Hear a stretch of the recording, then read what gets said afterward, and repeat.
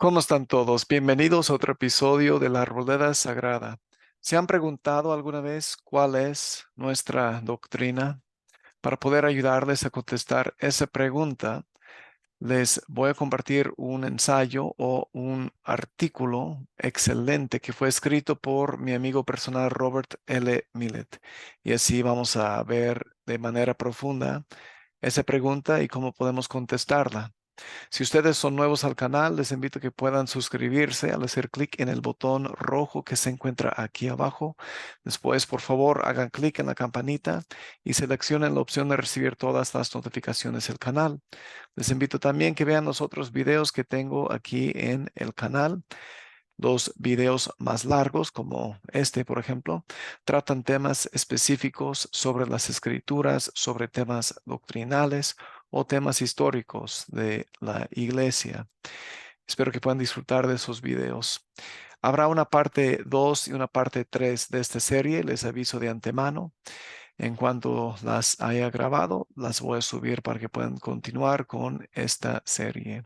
Vamos entonces, hermanos, entrando al tema para que podamos contestar la pregunta, ¿cuál es nuestra doctrina? Aquí, hermanos, a mano derecha tienen una imagen, una foto, pues, de mi amigo Robert L. Millet. Él es, nuevamente, vuelvo a repetir, el que escribió este artículo de cuál es nuestra doctrina, así se llama el artículo. Les quiero decir también que él fue un profesor de la historia y doctrina de la iglesia en la Universidad de Brigham Young cuando escribió este artículo.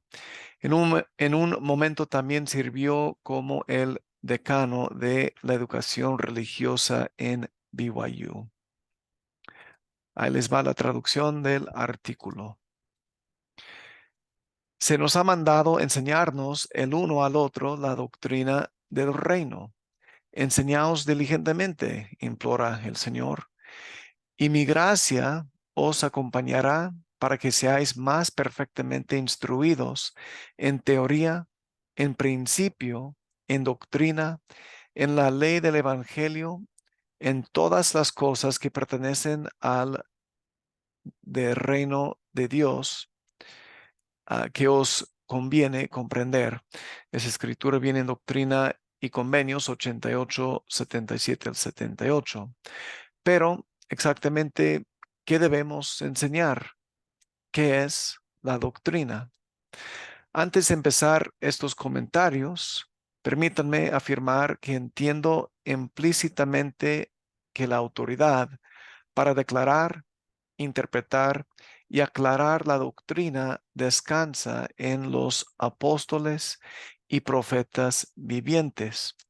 Por lo tanto, este artículo solamente hablará acerca de la doctrina y en ninguna manera intento, dice el hermano Millet, enseñar más allá de mi propia mayordomía. La doctrina es el grupo básico de enseñanza o entendimiento cristianos, como dice segundo, o como podemos ver en segundo Timoteo 3:16. La doctrina cristiana se compone de las enseñanzas que deben entregarse mediante la instrucción o la proclamación. La doctrina religiosa se ocupa de las preguntas más esenciales y comprensivas. Además, la doctrina del Evangelio es sinónimo de las verdades de salvación. Contiene las aseveraciones, perdón, las enseñanzas y las teorías verdaderas que se encuentran en las Escrituras.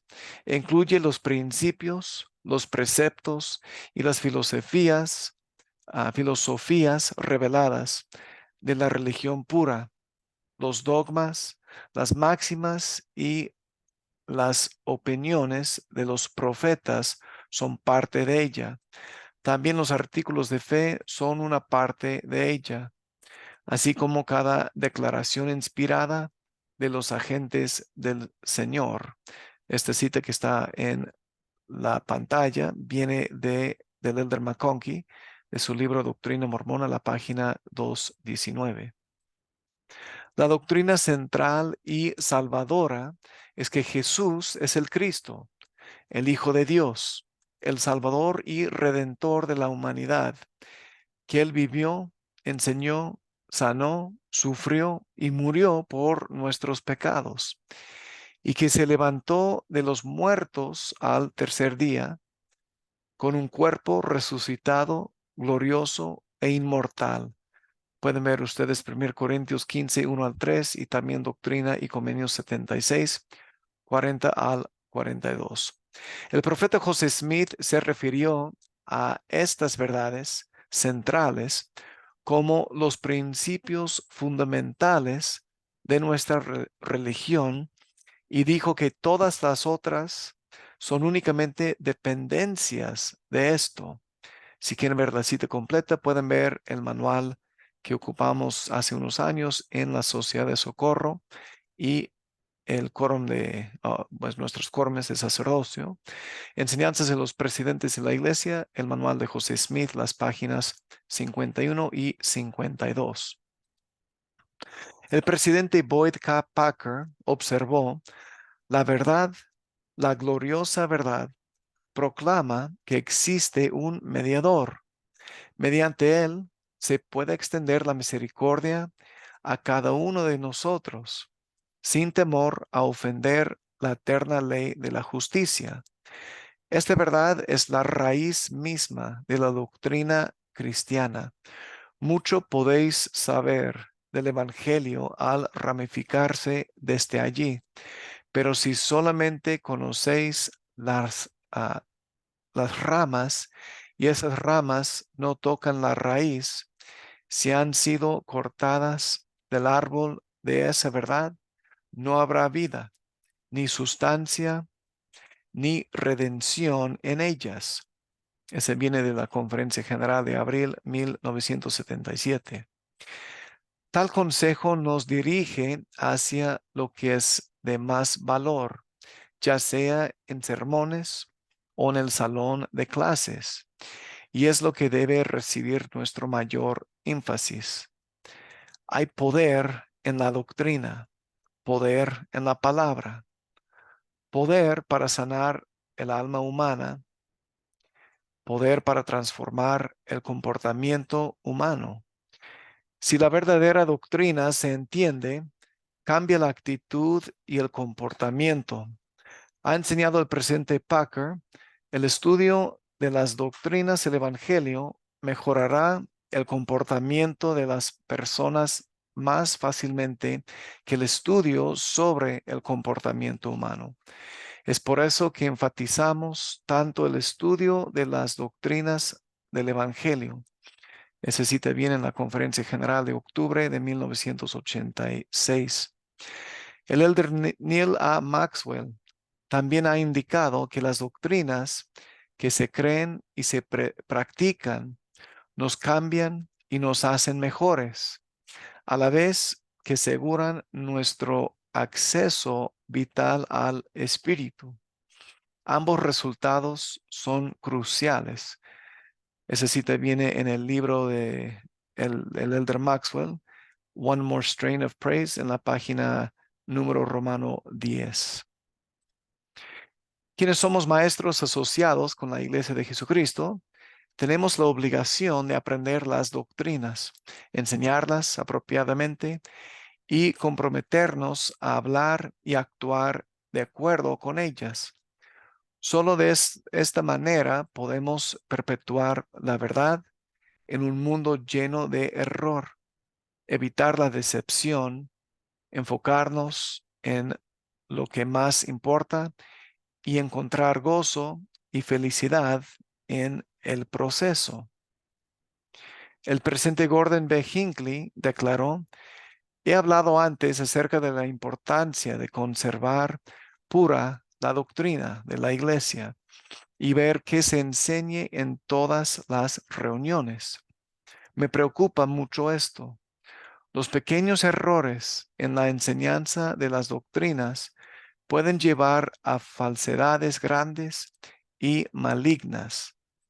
Esa cita del presidente Hinckley viene en el libro Teachings of Gordon B. Hinckley, la página 620. Ahora bien, ¿cómo podemos conservar pura la doctrina? ¿Qué podríamos hacer? Número uno, podemos enseñar directamente de los libros canónicos, las escrituras. Las escrituras contienen la intención, la voluntad, la voz y la palabra del Señor. Podemos ver Doctrina y Convenios 68, 3 al 4. Para los hombres y mujeres de días antiguos y, por ende, contienen la doctrina y las aplicaciones que son tanto oportunas como intemporales. Y toda escritura dada por inspiración de Dios es útil para enseñar, para reprender, para corregir, para instruir en justicia, a fin de que el hombre o la mujer de Dios sea perfecto, enteramente instruido para toda buena obra. Tal dice la traducción de José Smith de 2 Timoteo capítulo 3 versículos 16 y 17. Número 2. Podemos presentar la doctrina en la misma manera en que los profetas actuales la presentan. En cuanto a contenido y énfasis. Mormón escribió, y aconteció que Alma, teniendo autoridad de Dios, ordenó sacerdotes y les mandó que no enseñaran nada, sino las cosas que él había enseñado. Esa escritura se encuentra en Mosía 18, los versículos 18 y 19. Se reunían, pues, en diferentes grupos llamados iglesias, y cada iglesia tenía sus sacerdotes y sus maestros, y todo sacerdote predicaba la palabra según le era comunicada por boca de Alma. Y así, a pesar de que había muchas iglesias, todas eran una, sí, la iglesia de Dios. Así dice Mosía capítulo 25, los versículos 21 y 22. Número 3. Podemos dar atención especial a los comentarios de las escrituras dados por los apóstoles y profetas vivientes en los discursos de las conferencias generales. Anotar remisiones a sus referencias en nuestras propias escrituras y enseñar ese comentario junto con las escrituras. Por ejemplo, podemos estudiar lo siguiente. Y con estos ejemplos, hermanos, les invito que justo hoy, que es domingo 2 de abril, que tenemos la conferencia general, que podamos también buscar estas referencias para agregar a nuestras escrituras. Veamos pues, podemos estudiar lo siguiente, lo que el elder Jeffrey R. Holland enseñó con respecto a la parábola del hijo pródigo en la conferencia general de abril del año 2002. Lo que el elder Robert D. Hales enseñó concerniente al convenio del bautismo en la conferencia general de octubre del año 2000. Lo que el elder Joseph B. Wirthlin enseñó en abril del año 2001 referente a los principios del ayuno que se hallan en Isaías 58. Lo que el elder Dallin H. Oaks enseñó en octubre del año 2000 respecto a la conversión y el llegar a ser, así como su perspicaz comentario de la parábola de los obreros en la viña. Por último, lo que enseñó el elder Russell Ballard, lo que él enseñó en octubre del año 2001, concerniente a quién es mi prójimo y lo que podría llamarse la doctrina de la inclusión. Número 4.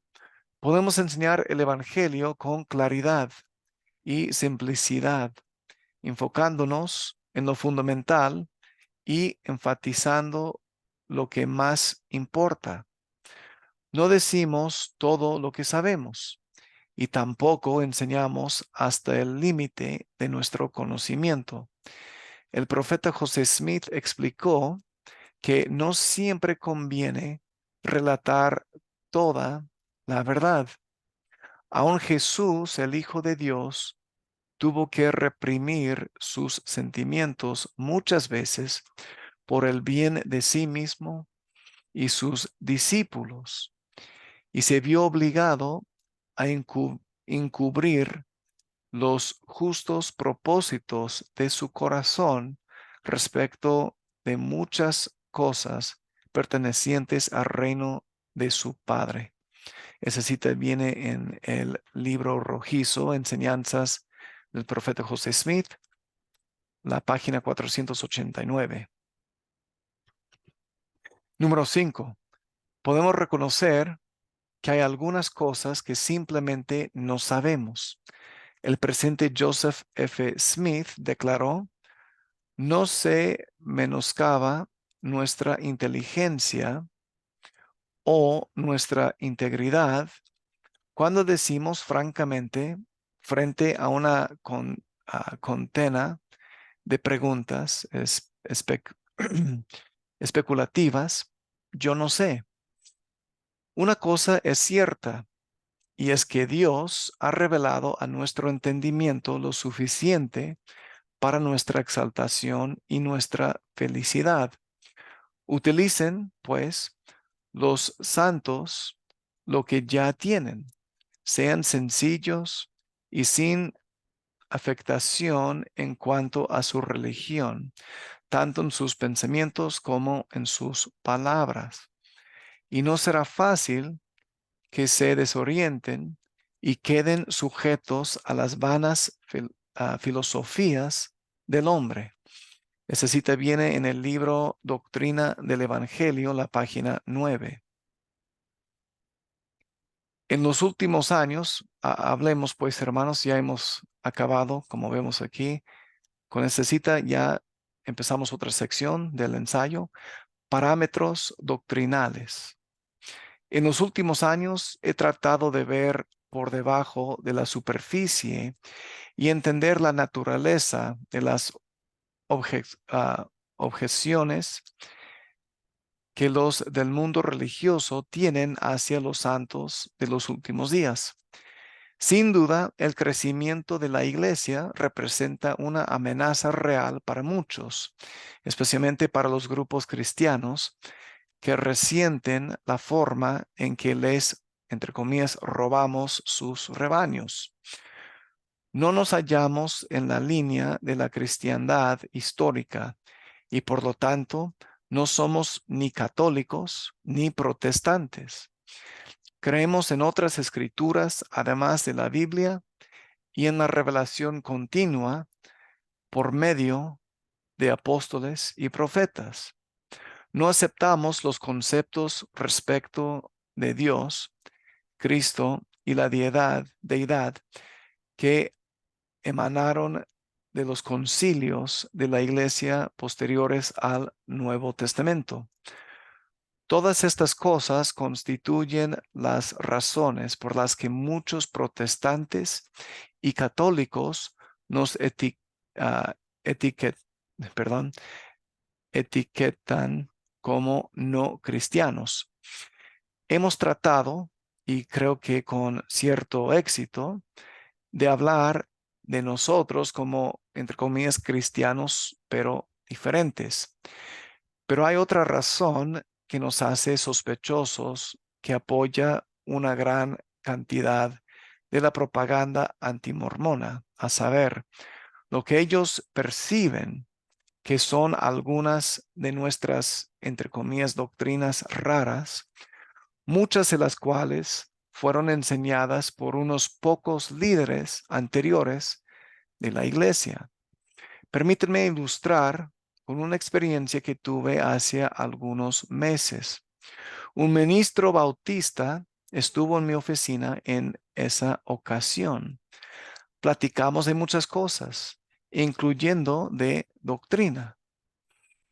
Me dijo: Bob o Robert, ustedes creen en cosas muy extrañas. Le contesté, ¿cómo qué? Me dijo, oh, por ejemplo, ustedes creen en la expiación por sangre y eso afecta la insistencia de Utah, el estado de Utah, en conservar la muerte por fusilamiento. Le respondí, no, no creemos eso. Sí, sí lo creen, replicó de inmediato. Conozco varias declaraciones de Brigham Young, de Everett Kimball y de Jedediah Grant que enseñan esas cosas. Le dije, estoy al tanto de esas declaraciones y me di cuenta que estaba diciendo algo que no había dicho antes. Sí, se enseñaron, pero no representan la doctrina de nuestra iglesia. Creemos en la expiación por la sangre de Jesucristo y nada más. Mi amigo no se perturbó y me preguntó, ¿qué quieres decir con que no representan la doctrina de tu iglesia?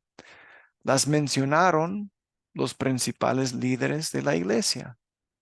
Le expliqué que dichas declaraciones se hicieron en su mayoría durante la época de la Reforma Mormona y que eran ejemplos de una cierta, entre comillas, retórica de resurgimiento, por medio de la cual los líderes de la iglesia estaban tratando de elevar las normas en cuestión de obediencia y fidelidad.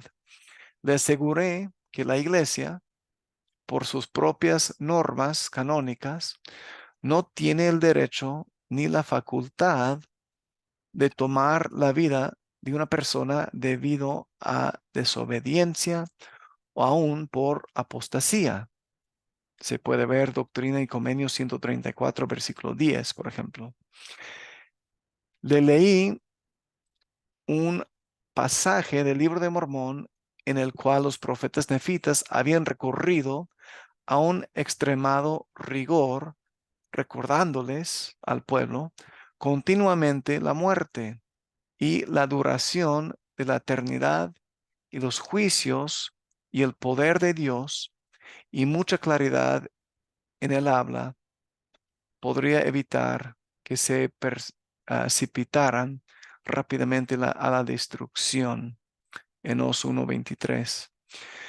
Parece que esto le satisfizo hasta cierto punto, pero entonces me dijo, Bob, muchos de mis compañeros cristianos se han dado cuenta de lo difícil que es entender qué es lo que creen los mormones.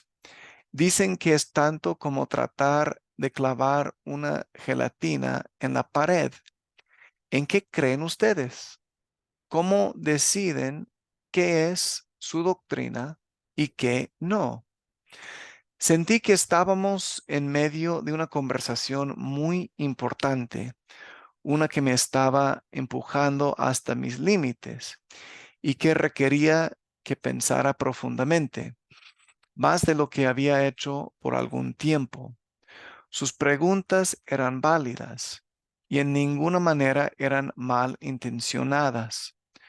No tenían la intención de entrampar ni avergonzar a la iglesia ni a mí. Simplemente él estaba buscando información. Le dije, has hecho algunas preguntas excelentes. Déjame ver qué puedo hacer para contestarlas. Le sugerí que considerara las tres ideas siguientes. Número uno, las enseñanzas actuales de la iglesia tienen más bien un enfoque, un alcance y una dirección estrechos. La doctrina central y salvadora es lo que debemos enseñar y enfatizar, no las enseñanzas superficiales o periféricas. Número dos, con frecuencia, lo que se cita de líderes anteriores de la iglesia, al igual que el asunto de la expiación por sangre mencionado anteriormente, está mal citada mal explicada o tomada fuera de contexto. Además, no todo lo que dijo o escribió un líder de la iglesia anterior es parte de lo que enseñamos hoy. La nuestra es una constitución viviente, un árbol de la vida, una iglesia dinámica. Pueden ver Doctrina y Convenios 1, versículo 30. Se nos ha mandado dar oído a las palabras de los oráculos vivientes, como se enseña Doctrina y Convenios 93 al 5.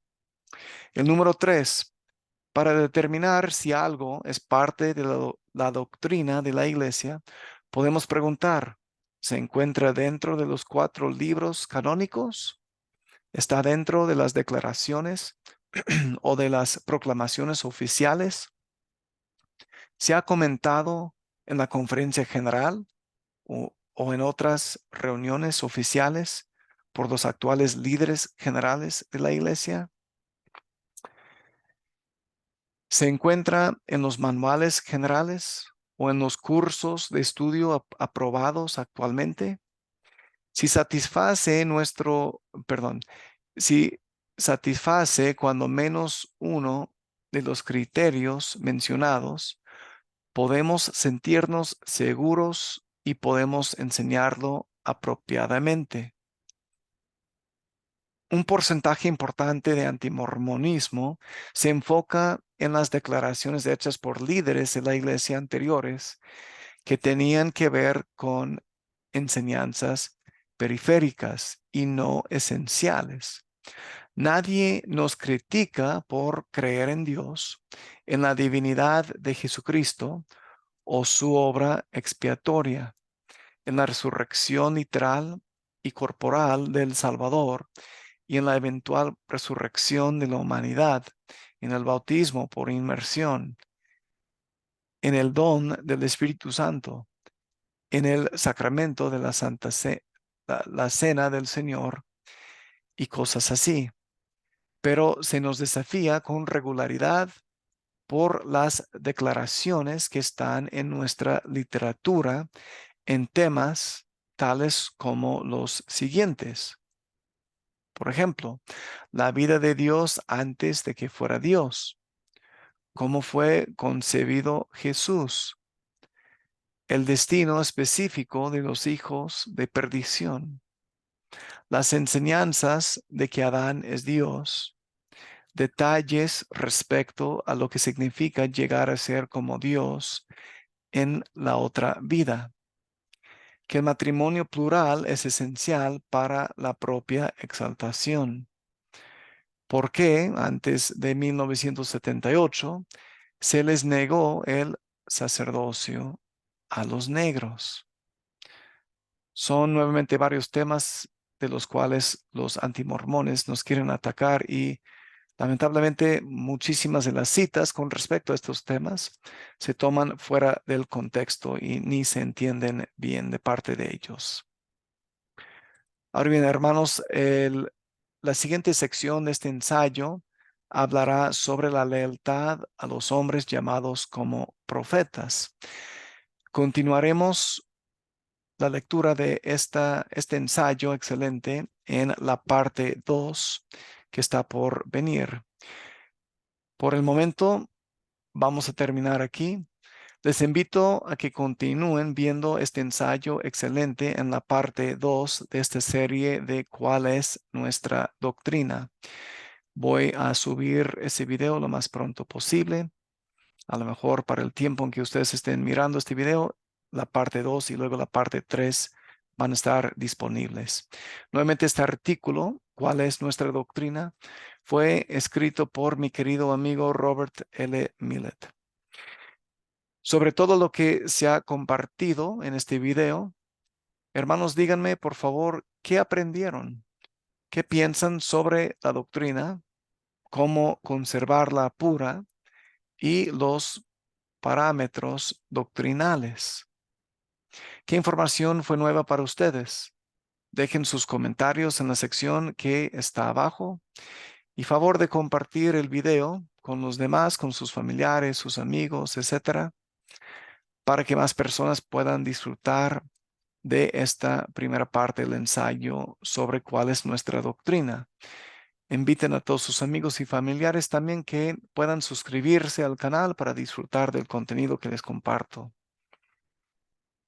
Para terminar, como siempre, espero que aquí en este canal, La Arboleda Sagrada, ustedes hayan encontrado nuevamente su lugar apartado y especial para aprender más sobre las hermosas verdades del Evangelio de Jesucristo.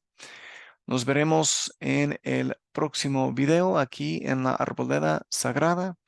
Un abrazo muy fuerte para todos ustedes, que disfruten la conferencia el día de hoy y nos veremos en el próximo video. Cuídense mucho. Nos vemos. Chao.